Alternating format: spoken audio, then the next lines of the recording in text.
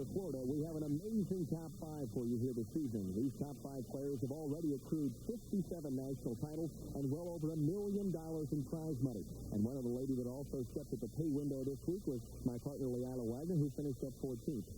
Leila, of the top five, we have some outstanding players that may be the best top five we've had all year long. Well, it is, Denny, and I'd say it's almost the best top five we had last year. Three of these players, Donna, Lisa, and Alita, have all been named Player of the Year at one time or another. I tell you, it almost makes me glad I'm here with you tonight. Of the top five, Leila Wagner, there's one player that stands out because she hasn't won. Cheryl Daniels is the top five that we have here this evening, Leila. This should be an outstanding telecast. Oh, it should, Denny. However, tell you what, the lanes this week were a little trickier, actually a low-scoring condition. So it's hard to say what's going to happen.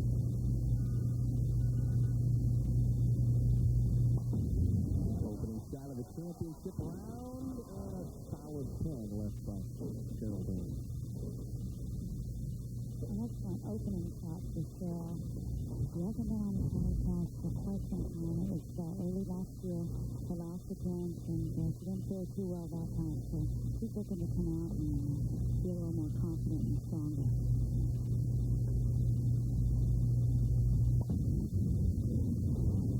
Into a harder surface ball for the cross lane pair. And now our first real good look at Donna Adamek, player that you matched up with last week and edged through 190 to 189. Tough master. She really is. Donna on the tour many years, Player of the Year, 4 times, and just 86.7 off the tour. And she came back strong in 88 with the Samstown National Championship, and she won that. Had some injuries, obviously, to her bowling arm and shoulder, and opens up quickly with a strike on the right-hand lane championship pair here this week, lanes 11 and 12, and throughout her play on the championship race, her expectation averaged a little better than 224, so it's been a good pair for her. And that's really a good omen for Donna because, like I said before, the condition was a little low scoring. Some of the pairs were really different, and this pair was a good pair for her. And she had the advantage.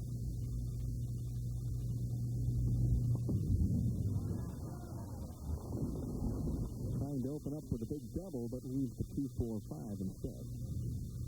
We're noticing the telecast lane commissioner will start carrying down, and the players will be getting a little bit less of a ball reaction in the back end just before the parent. You can see here the ball just slipping to a slide, and as it's trying to make it back, it just doesn't quite make it back. The head's been going against the round to leave the bucket. Picks off the 5 for the first opening in this one. And, you know, last week we talked about all the spares on the left side of the lane, how critical they were. Probably the same story again tonight. It really is spooky is what we would say. Last week, as I know, my first opening shot, I missed a 2-pin on the left. Took me by surprise, and I think Donna there gave it a little room and just didn't move on it.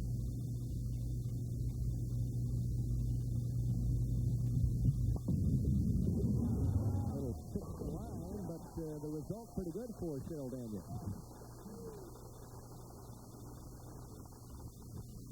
Cheryl is really able to hold her line down, even if she does slip in an instance like this. You'll see her foot raised, then she came down, looked at the line, but she was able to stay behind the ball and create enough speed that she doesn't lose her shot. Velocity, I think, very important this week at Rainbow Lanes. All 5 players in the championship round have the ability to throw the ball very hard and still get it to hit back in. Looking for a double to open things up. Plenty of room, and one more time. It's the 2-8 now with the 10 included. Very difficult spare conversion this is with the 8-pin behind the 2-pin. Once again, Cheryl's ball like Donna's. Skating out, the head been going against the wall, not leaving her with a bucket though. Disaster. Virtually impossible to make this one. I mean, more important to get the count. That's exactly what she chooses to do, and so for Cheryl Daniels, it's an open in the third, so both players have had problems within the first 3 frames. Cheryl still leads by 2-6.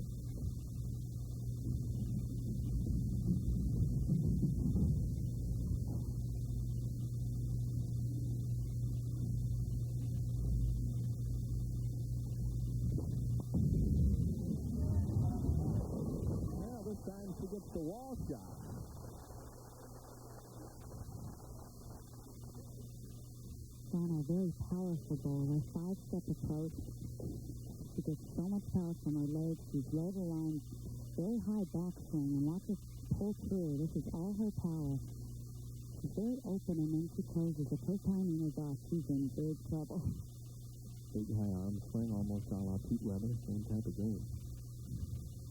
If you get it going, though, they're very, very powerful players.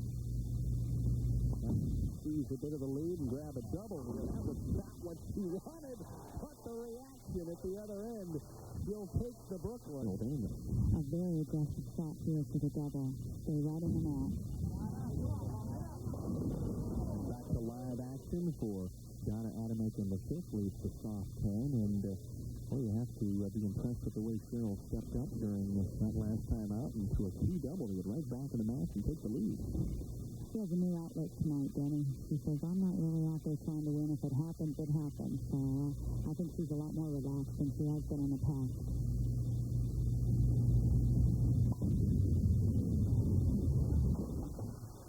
Donna Adamick obviously has been there many, many, many times with 16 career victories, and so she knows how to win. You know, she has, but Donna took 2 years off back in 86 and 87, and in that time, she actually lost her confidence, and she went to Australia to do some promotional work, came back and took those people out down there, just really built her up, and it really helped her get back into it. When you take time off like that, it's really tough to come back out full swing. Both players have had their problems with a tricky left lane, and that was a split possibility for Donna Adamick. It seems if you get a little firm and send it a little too far right on lane 11, there's problems. That's right, and if you try to make that adjustment like Donna did in the fourth lane where she went Brooklyn. Actually, I had this result all week. That's why you ended up 14th, right?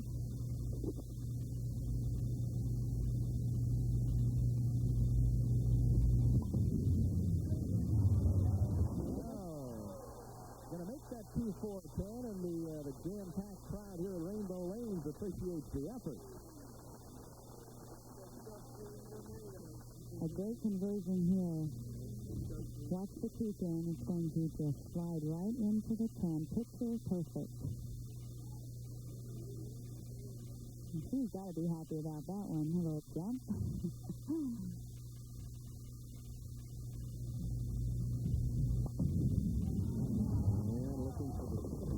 Can lead. That one cut right through the head kick. Leaving the 3-6.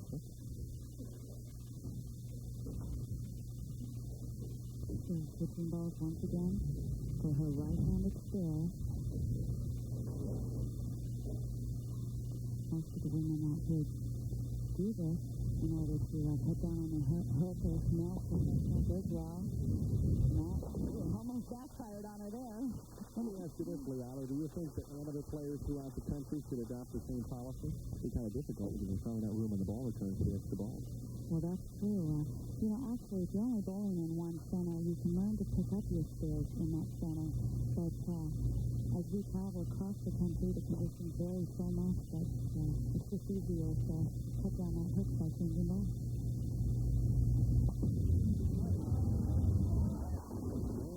Back with an excellent shot on the left-hand lane. A strike up in the 7th for Cheryl Daniels, who averaged 207 on the television share this week. We'll be back with it. There's up now in the 7th. She trails by just 5 pins. Very close game indeed. Lisa Wagner waiting in the wings. She qualified third. On up the line. Kate Johnson number 2. And Alita Still, our tournament leader this week. And look at the score that actually the same shot that Donna had in the 5th, she had in the 7th, but half 10.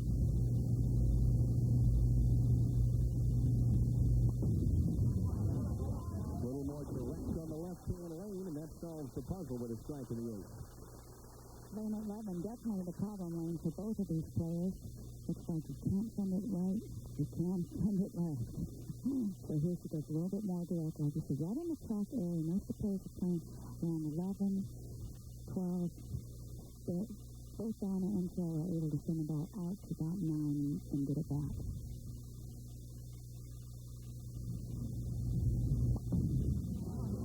Better speed this time. Well, it trips the 4. It wiggles. Doesn't quite happen. That would have been a big double. It sure would have. And Cheryl definitely was looking for that right there. However, she still is in the lead in the match. Her second television appearance of the year. Overall, her match play record in the championship round, 8 wins, 17 losses. So she has struggled in the championship round. She actually has scored Donna twice, but that was way back in 1982, and Donna won both times. So I'm sure neither of these players really remember that. Well, we've talked about her. Her career a bit of an enigma. A very talented player physically, and it's very difficult. And I know you can sympathize, Liana, because you were out there several years before you had a chance to break through and win your first title. It's tough. Just getting that monkey off your back, and so many people ask her, you got all this talent, why haven't you won yet? And she'll break through.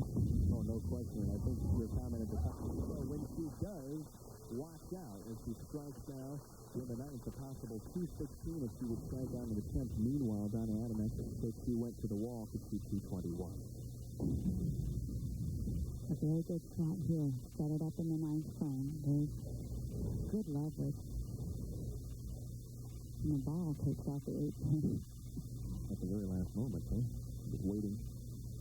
Obviously liking that back to live action as the finger grip popped out and jumped straight up into the air as the 7-pin stands, and I haven't seen that before on national television. I don't know if you can see that one on the replay. There it is. No, a commercial for grip. This is not. As you can see, she gets so much lift out that she just lifted the lift out of her ball. There it was. It's like an Apollo space shot there, huh? I think it's straight up in the air and came back.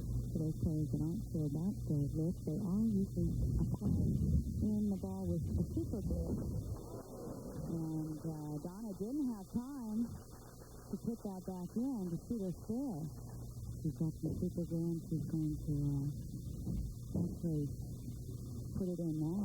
I think I would have put the grip in before I shot my spare. That was pretty risky.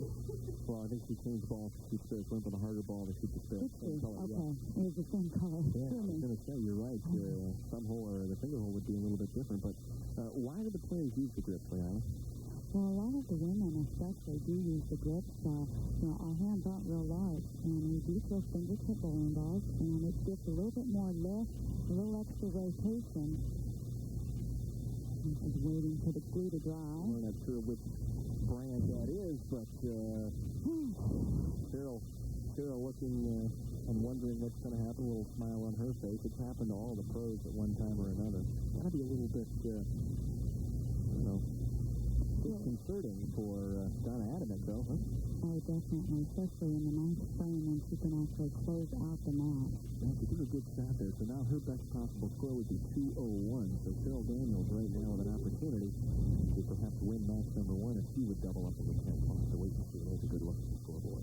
This could actually loosen Cheryl up. As you said, she had a little smile on her face, and so now she's feeling that she has the lead. She gets up and shots. Of course, now going through your mind, if you're Donna Adams, this is going to happen again.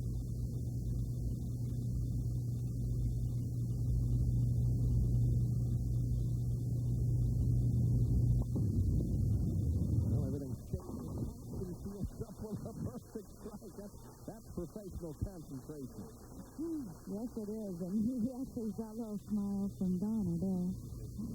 It almost looked like she let up on her speed here, Danny. I really didn't think this ball was going to hold, and it did. But she's fresh in the pocket. Well, now for a week's work, this is really the clutch job. This puts a little heat on Cheryl Daniels for 2 strikes here.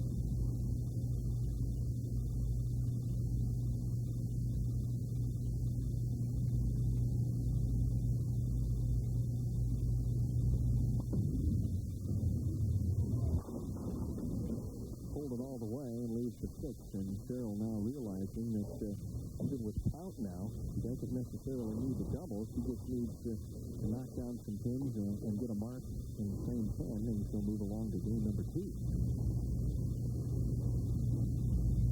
This was an instance for Donna, but she didn't quit it. She can throw the ball right, or go up a little bit left, and just hits on her. Really a tough break to have that grip pop out on her right in the middle of the shot in the 9th frame. Yeah, taking a little extra time.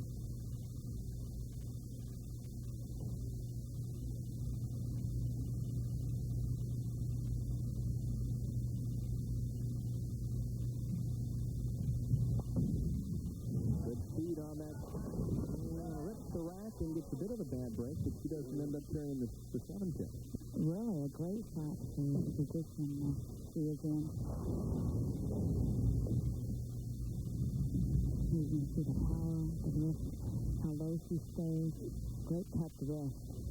Watch the 5-pin just flow right in front of the 7.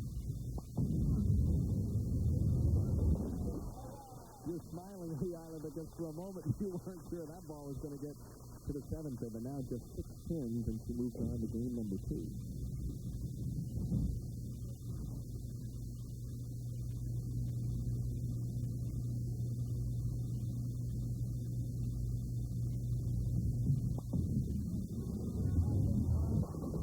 Looked like she moved a little left, just make sure she kept it in the center of the lane, and she threw a great strike. Really a good clutch performance there by Cheryl.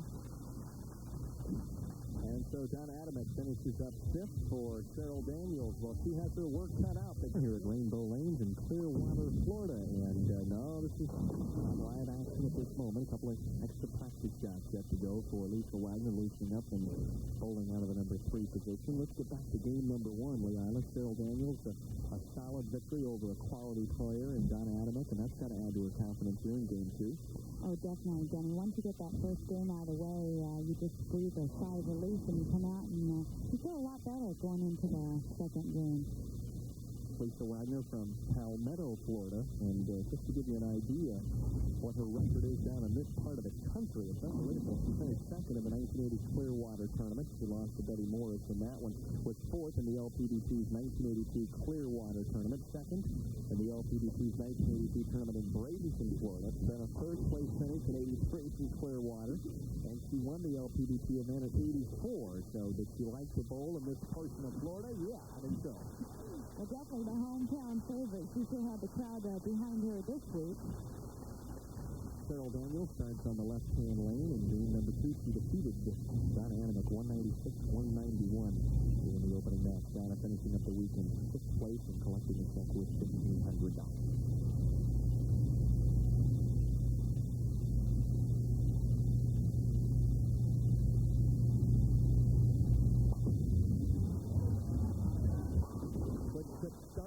Professional shot in the opening frame for Cheryl. Like I said, the second match a little bit more comfortable, maybe a little more aggressive. She's got 1 match out the way. She only has 3 more left.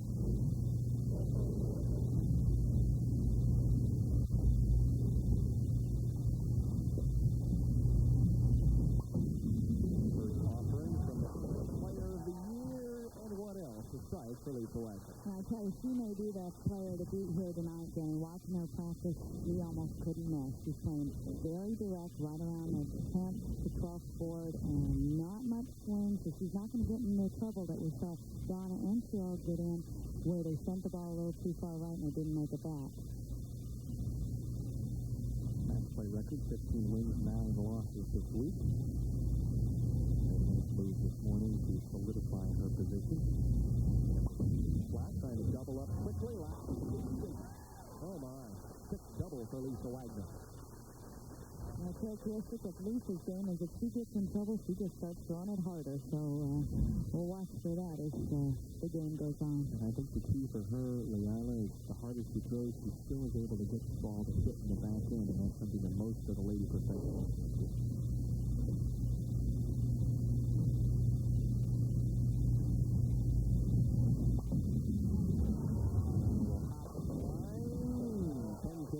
Put the 7-pin solid, and tough break there as well.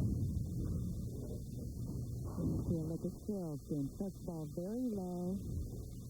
A 4-step approach, and here's where she brings the ball. Very strong through the legs. Look at the cupped wrist.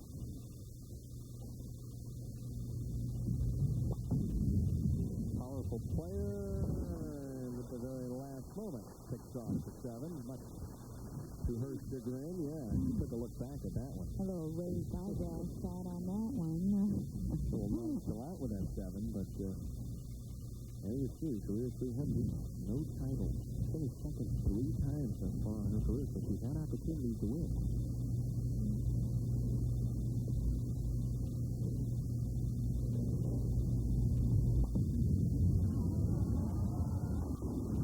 To flow up bit with her speed on the left-hand lane as she leads the set. Definitely an important factor here this week, as well as time. So now does your philosophy, your strategy change when you bowl Lisa Wagner compared to maybe somebody else on the tour? Well, I think you better come out and be aggressive and put any type of pressure on her quick. You don't want to open up against her because she's going to jump right all over you, especially when she opens up with a double and looking very strong. All right.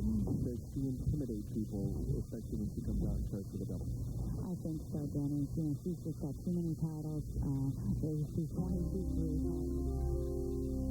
not intimidate her.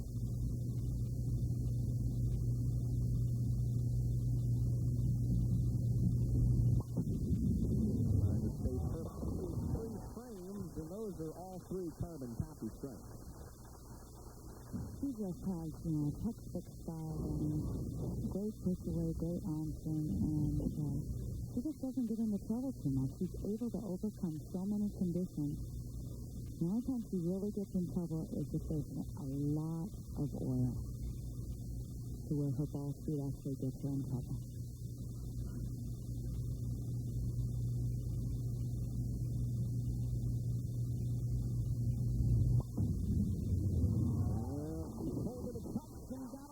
It's the 4 and the 7 collide, so through 4 frames, Lisa Wagner right now is perfect, and she leads by 32 pins here in game number 2 of the Ebonite Thunderbolt Classic. When she gets off to that kind of a start, she's pretty difficult to handle. So, great shot there, and only thing she really threw that shot was in the third. She went a little high, a little soft, and up to 6-10. This is a bit of a turnaround during that play this week. Cheryl Daniels defeated Lisa Wagner 277 to 158.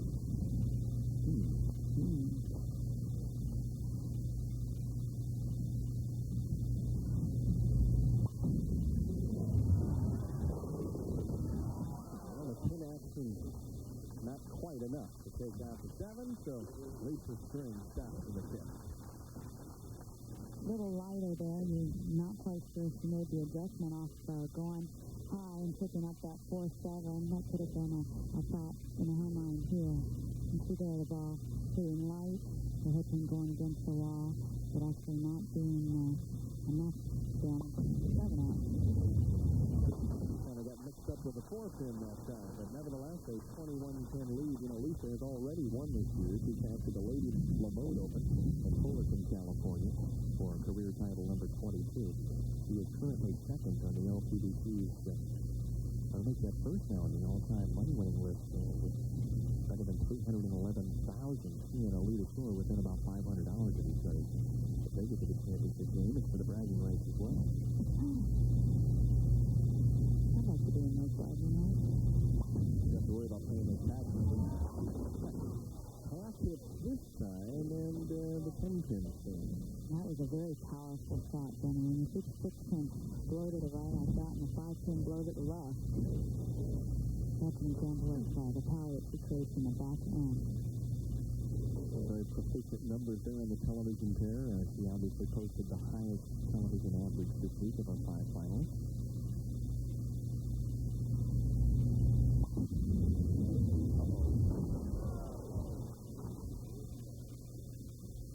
See that happen very often out of Lisa Wagner. Now let's find out if Cheryl Daniels can take advantage of the situation. She trails by 9 as she strikes here. She takes the lead.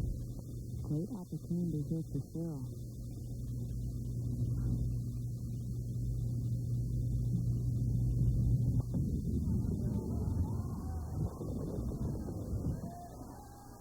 Oh my, the break of the evening thus far, and still no smile from Cheryl Daniels. And she smiled a little bit, Jenny, when she walked back. You have to off of that head. She was a little soft, not quite getting the turn on the ball, but that head pin did the work for her.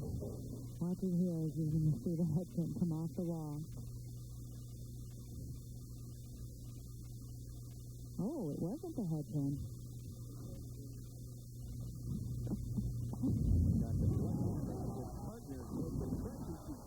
Comes up with a marvelous shot on lane 11. And out of nowhere now, she takes the lead by 11. She trailed by 21 just a couple of minutes to go. This one's turned around. We'll be back. Yes, the corner just came up after that break and just crunched the top. Lisa for the lead on the left. 2-10 the last 15. Getting a little bit more room, and just didn't make it back. She's still, I think, lamenting the miss of the 10-10 and the 6. That's what really swung the door wide open for Cheryl Daniels. It sure did, and it's something we don't usually see out of Lisa Wagner. She actually throws ball so hard and straight up there. They're saying that she doesn't have that opportunity to miss too many 10-10s. Well, Lisa Wagner with a career best of 59 wins, 33 losses, and 1 tie in the championship round. One of the finest championship round players in the history of women's professional bowling, but she's made the mistakes here thus far this evening. Let's see if Cheryl Daniels continue to strike in.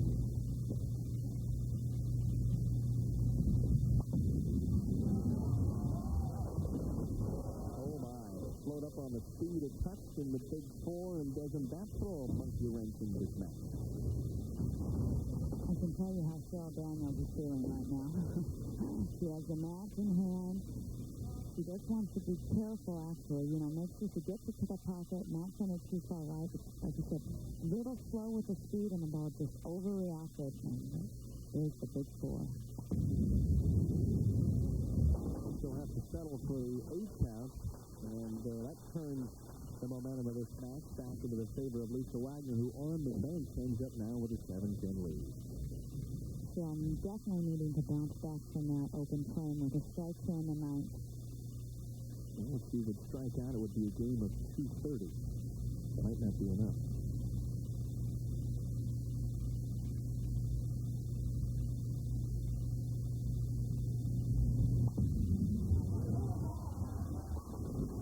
Never ceases to amaze me. She bounces right back and throws a great shot. What happens? Is it difficult to judge your ball speed, Lee Allen, in the championship round? Do you always feel like you're throwing it about the same speed? Actually, Danny, it always feels like you're throwing it slower than you are. I don't know why that is. For some reason, you're the only 2 players, the center of attention, and it just doesn't seem like you're throwing it that high. Well, now in a great position to lead the match right now, Lisa Wagner tonight.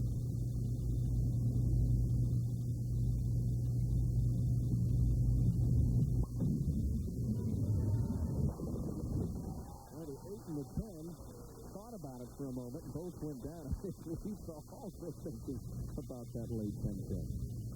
I think Lisa actually realized that when she released this ball, you can feel whether you really get enough rotation on it or not. And you can see here, she kind of tapped her head. She got the 8-10. Oh, my. That velocity, though, we talked about fast enough to still knock them down. Let's speed it impact.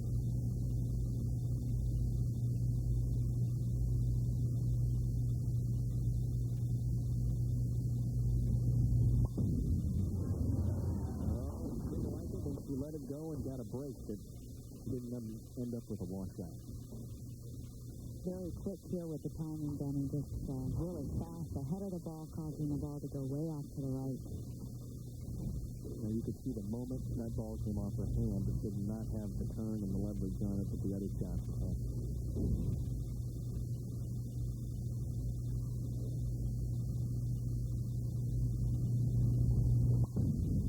Business at hand, pull up and get as many as you can. If she would strike, it would be a game of 217. Which would put Cheryl Daniels in a position where she would need to strike at least on the first shot and attempt to capture the match. Lisa could be feeling a little bit of pressure here. Being in a hometown with her parents behind her and a lot of friends and family, you really want to perform well in front of them. Sometimes it's almost too much. You get a little too juiced up, right?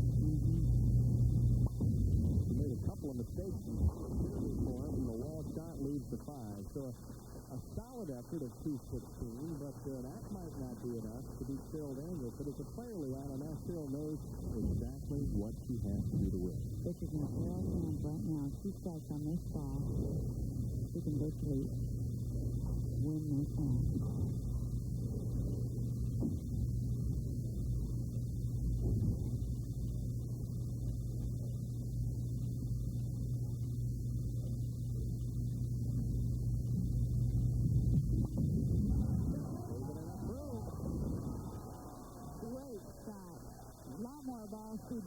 aggressive.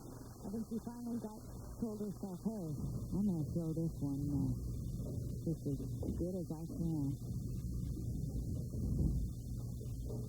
Just crunch.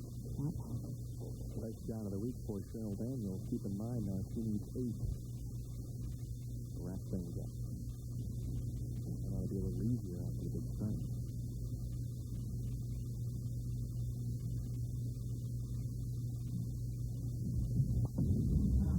How about 2 in a row? Boy, some flex bowling for Cheryl Daniels.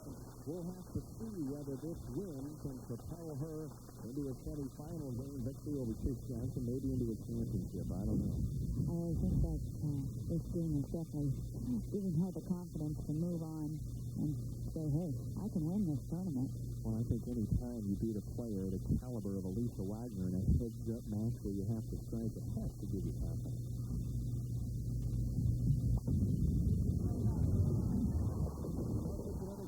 Championship pair to kind of hone your skills a little bit and get a feel for the championship round pair. A 230 to 216 victory for Cheryl Daniels. A nice round of applause for Lisa Wagner from nearby Palmetto. Coming up next, Trish Johnson, Cheryl Daniels. A great run at the show this afternoon. She almost made it. China Wheeler with the game of the tournament. Had the first 11, set 297. You're truly in 914. Not too bad. Betty Morris, 19th. The winner last week down at Davenport was 17th. As there you look on down the line. Cindy Coburn, the alternate this week. We paid 32 places. We had 96 entries this week, a full house. Every spot was filled. And only 3 players left. Cheryl Daniels, Trish Johnson, and the top seed, Alita Still. And through 2 games, Cheryl Daniels averaging 213 on the championship pair.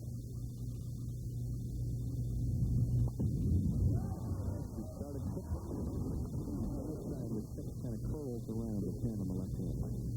Good shot there. Just finishing a little hard, going around the 10. Cheryl raised his television average now from 213 to, well, used to be 195. Well, you'd have to think at this point, too, Lee Isla, that after a tough win over Donna Adamek, a real tough victory over Lisa Wagner, that maybe Cheryl is beginning to think that this might be her night. With a break like the 10 pin, we saw her trip out. You bet she's thinking that way now. With a high average in the tournament, but she ended up second overall. Comes out of the gate and throws it right through the nose, and you will see this young lady all over the approach this evening. Definitely an emotional player. Here's a good look at Trish's game. That's been a 5-step approach. Actually carries the ball to her first 2 steps. Very powerful again. Most of the women out here, strong legs. Giving that ball some room as it came flying back in about the last 10 feet. He's playing the gray board out there, but can go 4-7. And it's 5 relief, too, right? Look at her now. She's a fun player to watch. Got the Masters green on here this evening, right? That's right. And she had a lot of fans actually rooting for her. She pretty much had the lead throughout most of the tournament and gave it up in the last game to Alita Still. Playing the edge one more time, and as I talked to Trish before the telecast, she told me that without question the championships are a little tighter than they were earlier today when they pulled the final round match play. Actually, Danny, I was talking to the lane maintenance man this afternoon. He told me that the lanes had not been stripped. They have not been stripped all week. The heads were sprayed, and it was very heavy oil, 24 feet. Oiled both down and back. Better the better as well. So the track area is playing for the right-handers. The outside playing a little bit more for the left-handers. So the miscue and the miss in the second is the 1-3-6-8. And Cheryl Daniels leads by 16, and the double here would go a long way for her.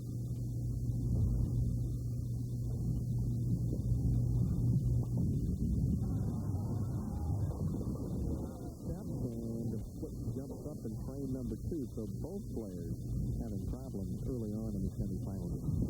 You know, it was lane 11 that we saw in the first match, giving both Cheryl and Donna the problem, and as it's turned out now, lane 12 has jumped up and beaten Cheryl here.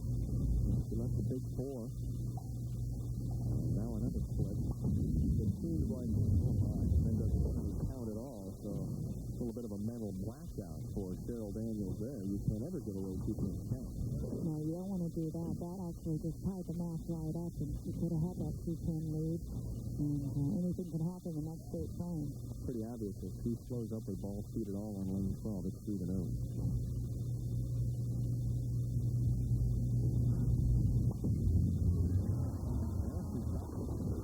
Excellent shot there, leaves a solid 4. Let me ask you this, Leanna. Strategy change, more pressure to win a semi-final game than, say, game number 3? That's possible, Denny, and also the lanes could be changing a little bit now. We've had 3 right-handed players bowling on that side, and her shot could be changed. Needs to make those adjustments and make it quick.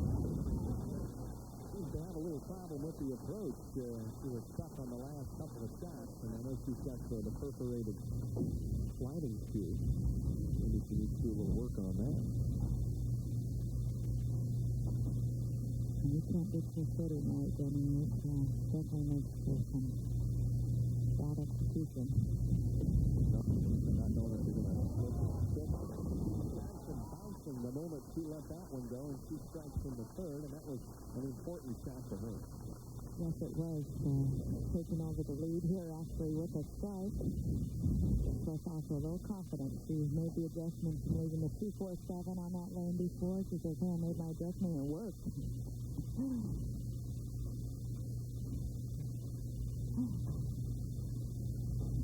Good. We did see her all over the lane. Oh, yeah. She was galloping into the sunset. She likes it. Oh, my. Well, the 6-10 stands. Could have been a 6-7. So she'll take what you can get with a 9-10. Missing the head pin on her last attempt on lane 11. She does make the adjustment, and the ball coming in just a little bit high this time. She's really got the break there when the 7-pin toppled at the last minute.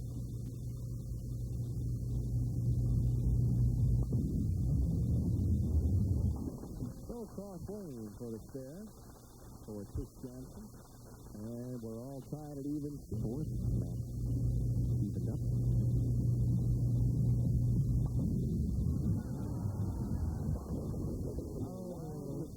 7-10, a shot that you're familiar with. You left a couple of them in the championship round last week. They're definitely no fun.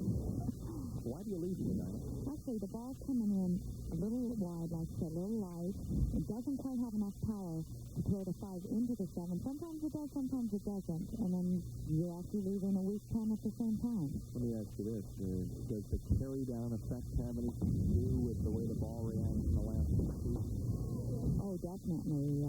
As the carry-down happens throughout the tournament or throughout the evening, the ball is reacting less and less in the back end. You can see here what happens. The 6-pin's going to lay on the channel. The 5-pin's going to not quite have enough power. It just turns and turns and turns and doesn't take out the 7. A real light and weak hit, this particular 7-10 was. Some can be very powerful. She gives away the 10 and count. She's already lost 3 pins to count it in the final game, and then up jumps a real disaster there. It's a 2-8-4-10, and this one can be made, but it doesn't happen very often. And we saw Donna up to 2-4-10. That sleeper 8 can definitely give it a problem. We saw Cheryl looking up to the heavens, wondering what it takes to win the semifinal game and perhaps her first championship. She's got to work cut out for her now.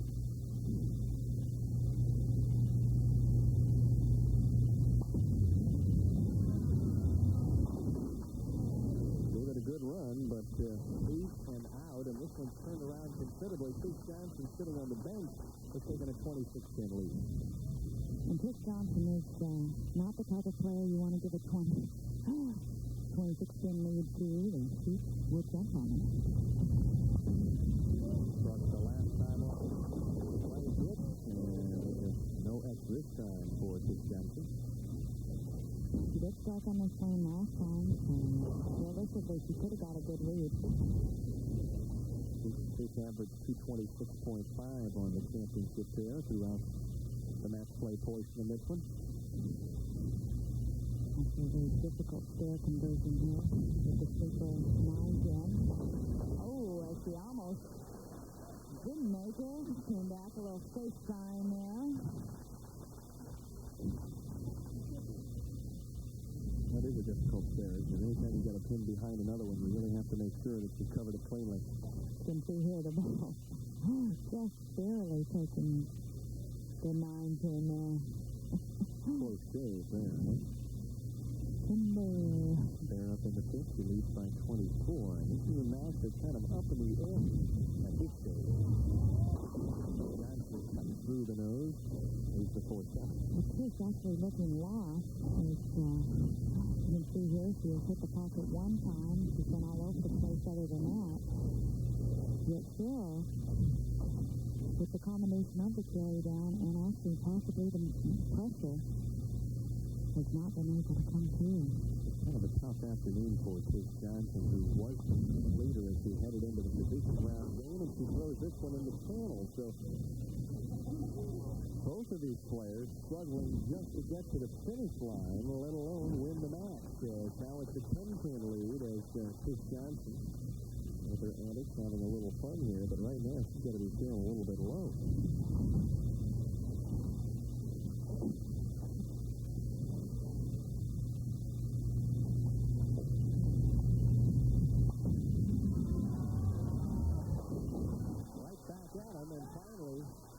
First strike of the match comes in the sixth.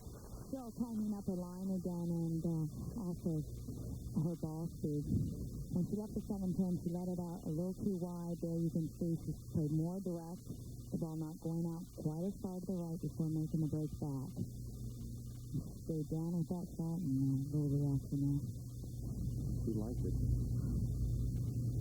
She'd like to strike again on the left-hand lane. This one took her right back in it. For the carry, and she does carry the light hit. A little bit of a wall shot, so this one now back to even Steven, which is where we were after 4 frames. And so things at this point in time really starting to get interesting here in Clearwater, Florida. Cheryl Daniels bouncing back with a clutch double in the 7th. We'll be back with a conclusion right after this match is tied up. Tish Johnson with some work to do here in the 7th.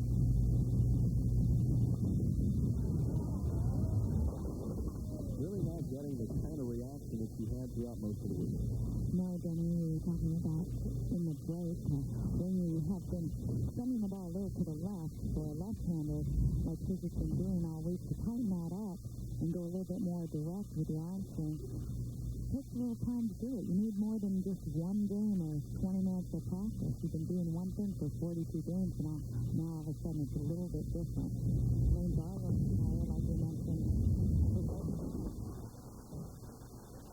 leading herself for picking up the stair on lane 12. Let me ask you this, Leila. At this point in time, rather than changing your swing or your speed, mightn't you go to some different equipment that would be a little softer?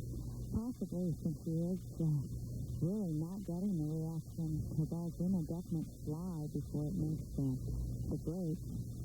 I would try anything at this point, except she could be just plain safe. She knows what this ball's going to do, and she's trying to make it work. That's the old school. That's right, making the adjustment either with speed or with target or where your feet are.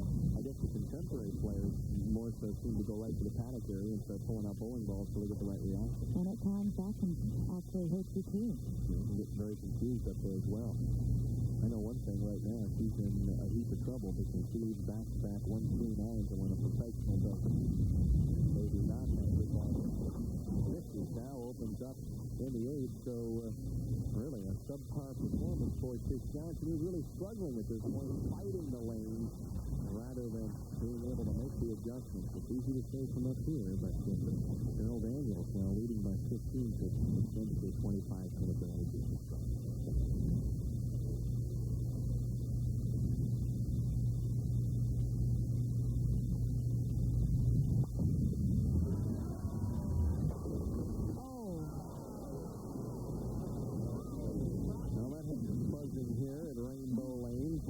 like a solid shot ends up in an 8-10. I tell you what, Danny, this is either an offside pin here. You could see him through that ball very well. That's the 5-pin. Supposed to take out the 8. It goes in front of the 8, and the 10-pin just wobbled. And in disbelief, Cyril Daniels. Oh. To get the count, picks up the 8-pin, and as we head into the 9th frame, it's a 1-pin game, 114 to 113. Well, it is an exciting match, a low-scoring one, but an exciting one. Well, last week's championship game between Diana Davenport and Jeannie Maiden was the highest-scoring affair, but both players doubled in the 10th. Hey, if nobody wants it, I'll take it. It looks too much like Morse code out there right now with all the dots and the dashes. Not exactly what you're opting for. Let's see what Cyril comes up with here in the 9th. She really threw a great shot there in the 8th, Jenny. That could have given her 4 in a row right now. She does have the better shot of the two players.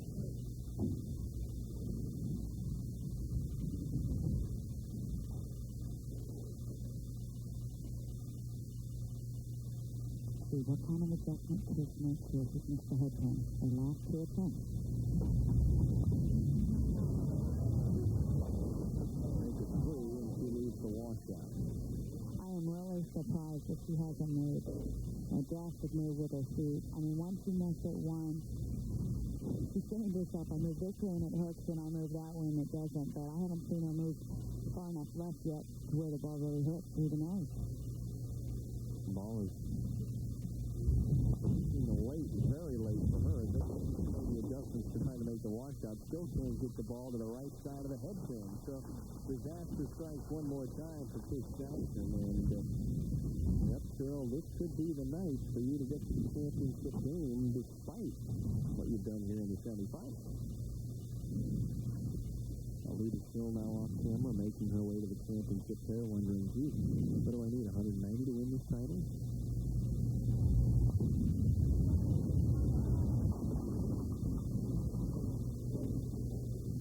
Between the two left-handed players out here, I think we're going to see a definite change when Alita comes out. Alita has a lot less ball speed than Tish.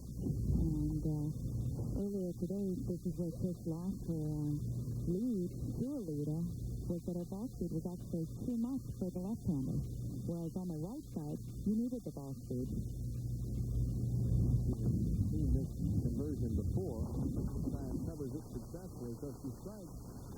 It's 141. Not a pretty sight. No, and she's very disappointed with this attempt. Tish with 5 career victories and pulled very, very well here this week. And as you said, came in one game of leading this event. I think she felt like this was going to be career victory number 6. So it looked like it didn't happen here. Way out to the 1 or 2 board back in 9-count. 140 is the game. And believe me, if you know Tish Johnson like I do, she's going to have a long, long night remembering this one. On the other side of the 6 number, you see graphically what Cyril Daniels needs. He had to strike to beat Lisa Wagner. This is going to be a little easier.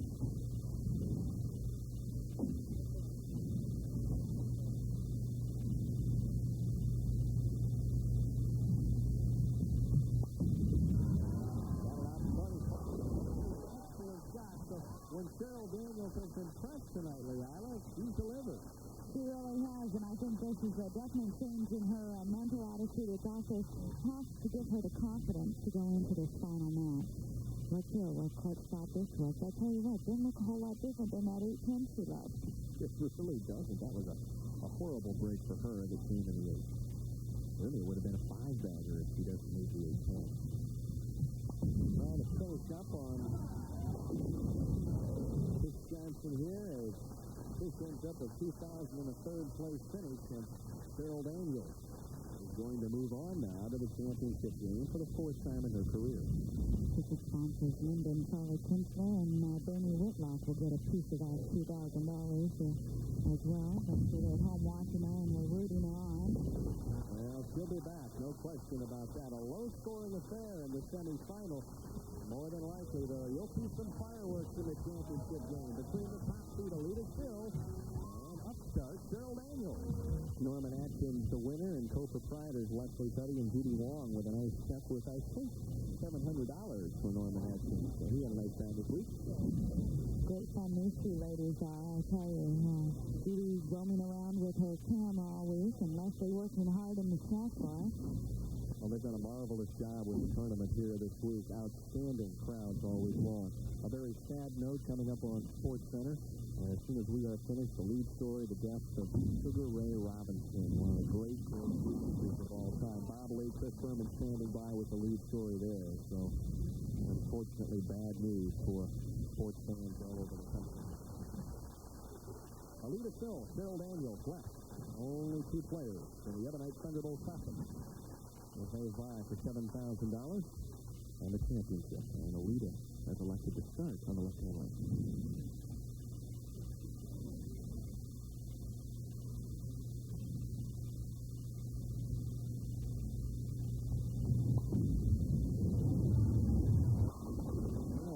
Different ball reaction than what Chris Johnson had, and Alita steps up and strikes quickly. A completely different line, too, Danny. It looked like she was playing a little bit more inside, maybe around the second arrow with a little softer slow bowling ball.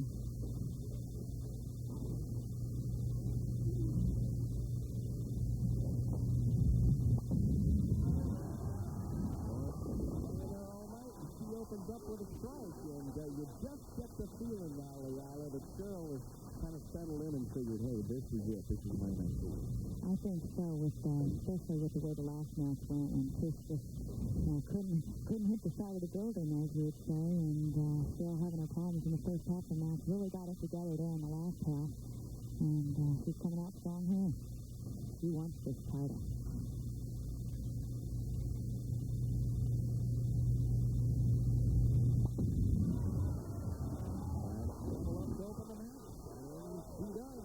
Very aggressive shot by Cheryl. And Alita definitely has her hands full here. Alita still bouncing around from fifth to fourth. And fourth, I should say, and took over the lead in the very last game, the position round game, when she beat Chris Johnson.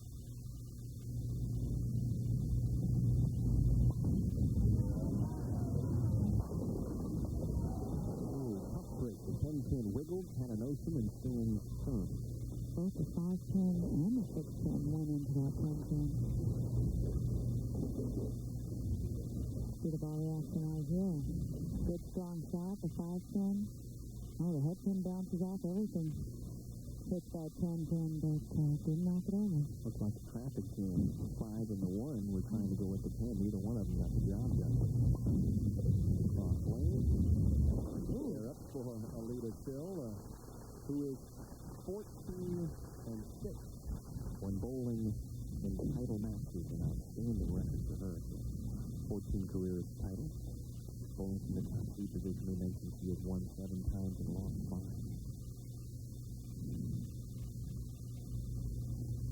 Alita and Lisa both came out about the same year, and just took the tour really by storm early. On lane 11 as she strikes. One other footnote to that title match. She has bowled Cheryl Daniels before in the championship and obviously defeated her.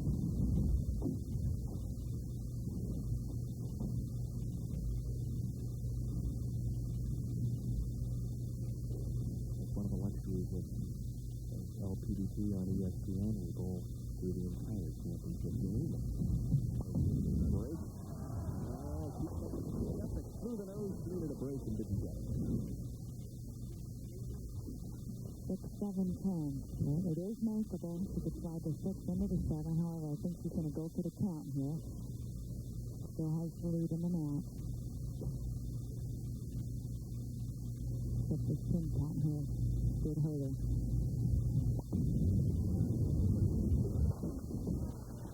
Well, she opts for the 9-pin count, and rather than continuing that string, she opens up in the third, and Alita still now leads by 5.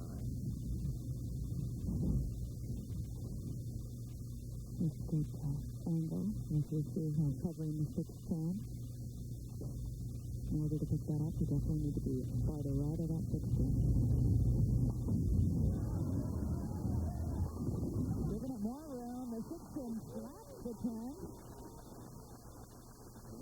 unfortunately went wider with that one, and this time it paid off. She suffered for that kind of shot in the past, though. Yes, she has. She left the 7-10 when we saw her do that earlier. Got a clutch strike as she comes back again now. Alita's still working on the strike, but she doubles here, takes the lead by 15.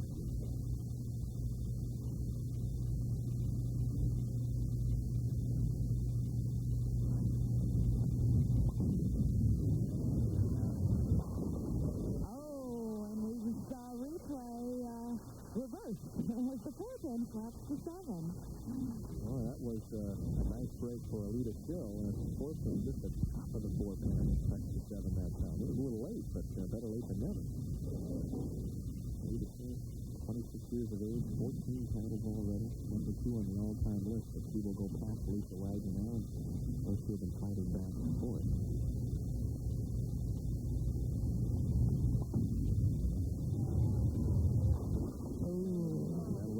But that one and paid dearly for the shot in the 5th.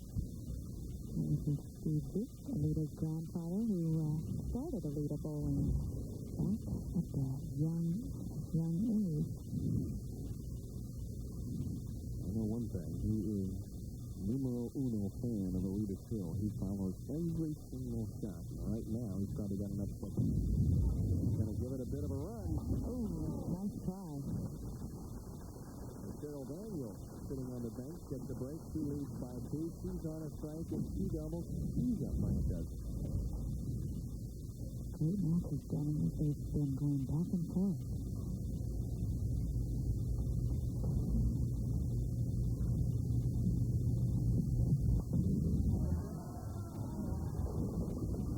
First time we've seen the bucket jump up, and that ball went just a little longer than normal, and so she'll be tested now on the right-hand lane. She did a combination of 2 things here, Jenny. She not only increased her ball speed, but she sent it out a little farther to the right that time, too. Very difficult there.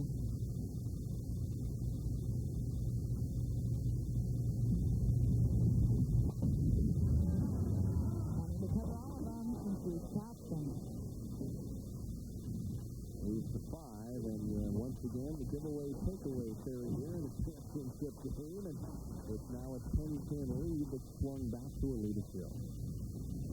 Actually, not throwing the ball very hard at this there, and it gave it too much time to hook by that 5.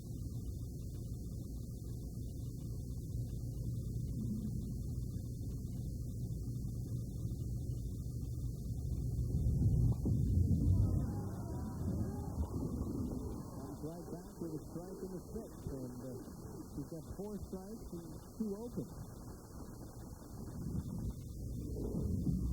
Alita's really had a great 2 weeks out here, and in spite of the fact she's having wrist trouble, she has playing Madison already. She's not sure how much farther along her 9-week tour she's going to make it. She struggled with that wrist. Outstanding shot in the 6th, and you're right, I talked to her about it. She's been taking motion and also icing down that wrist, and she does have some inflamed tendons. It doesn't look like inflamed tendons through that shot. Takes a lot of power there. There is some pain involved, and she also told me that what she plans on doing is taking off the final 2 weeks of this spring tour, and she'll have her hand put in a cast, and just let it stay isolated like that for as long as it takes to get prepared to fall tour, and this thing goes whistling by the head catch. It's definitely not fun to bowl with any type of injury like this, and a lot of the women have been able to overcome injuries and come back. Robin Romeo came back from a very severe wrist injury in the past. It can be done. She's trying to give it all she has right now.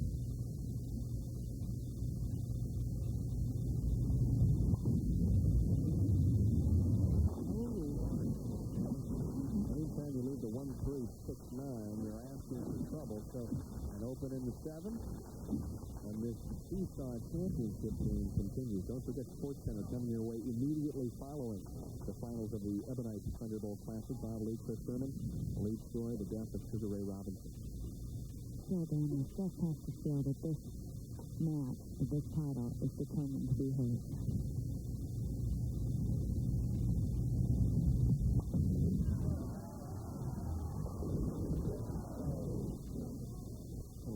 of the 10, and boy, a double there would have gone a long way. You know, a lot of time when the momentum of the match, Danny, as we saw earlier when her and Lisa were both throwing very good, it's very quickly paced, they could throw a lot of strikes, but now when people miss, it's easy to get up and keep the same momentum, even though it all slows down. Plus, it does change, too. When it's for a championship, I think you might take a little more time with the spares, maybe a touch more time getting ready for each shot, especially if you've done the one before like Sharon. You got Charles just kind of take a deep breath, take your time, take one ball at a time.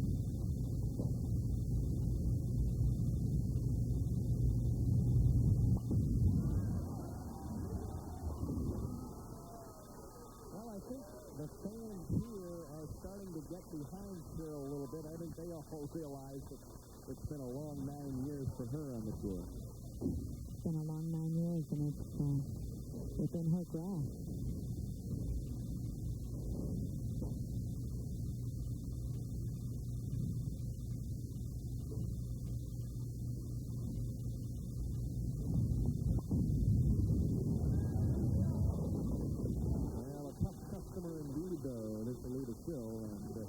If Alita would strike out in the 9th and the 10th, the best of a possible 209. A light mixer hit here. She just had a lot of spin action. And this hit, about 5-6 on the deck. Very aggressive player, Alita. None of them left standing at the end. And you see graphically where this one stands. It's been back and forth the opening frame. And she double. Oh my, that is the double of a champion right there, answering the call. She now leads by half dozen. A very, very important strike there for Alita. The 9th frame, the foundation strike. She's put all the pressure on Cheryl right there.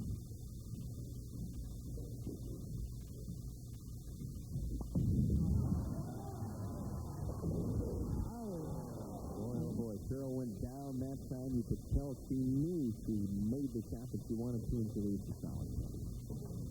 A really good, aggressive shot by Cheryl to 16, wrapping around the 10. Looking to convert the square.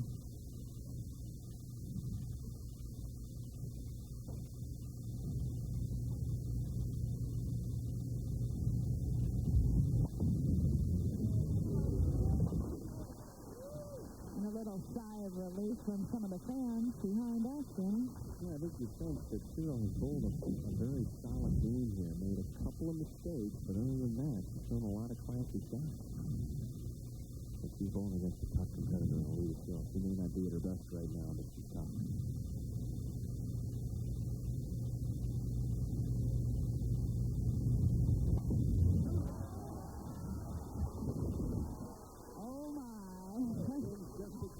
In the 10th, and for Cheryl Daniels now, she throws 2 more strikes and shoots 193, and that's what she needs to do.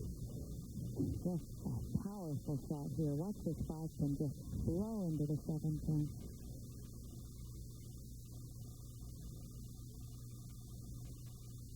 And a strike here, and changes the whole complexion for Alita Hill in the 10th.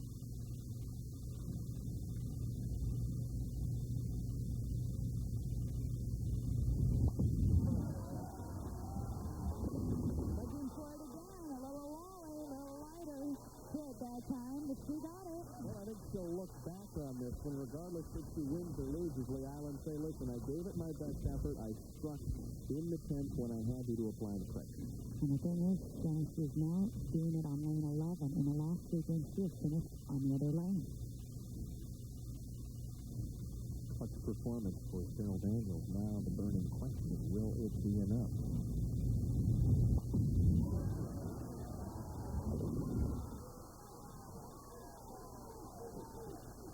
Cheryl Daniels wrapping up with a 193.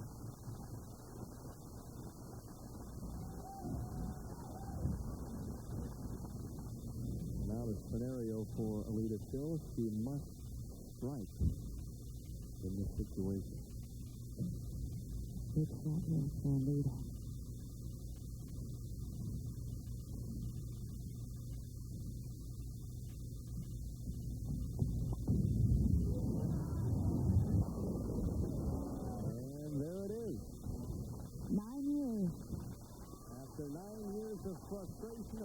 ball hit the pocket, but Cheryl Daniels ends up in the winner's circle.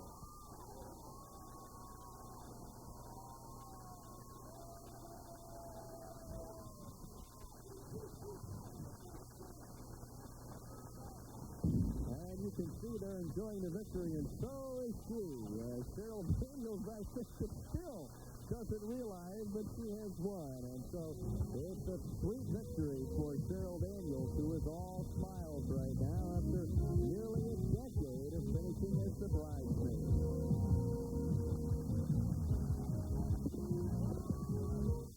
Daniels, the winner, and a very exciting championship. Bill Petty, the co-proprietor here, has a marvelous trophy for you. And also Beth Sternberg of the Ebonite International Group with a check worth $7,000. And very quickly for you, Cheryl Daniels, what does it feel like after 9 years to end up with a check and a trophy? It feels great. I can't describe the feeling. I mean, I thought I knew what was going to happen. It just feels great. And I'd like to thank Ebonite for sponsoring the tournament, for Bill and Frank Petty, the host proprietors here. I'd like to thank all the fans here and Mr. Chuck and Judy Wong. Just all the support. I just feels so good. And I just hope we're going to come back, forever. Hey. For someone who has never won, you did a pretty good job of accepting there. So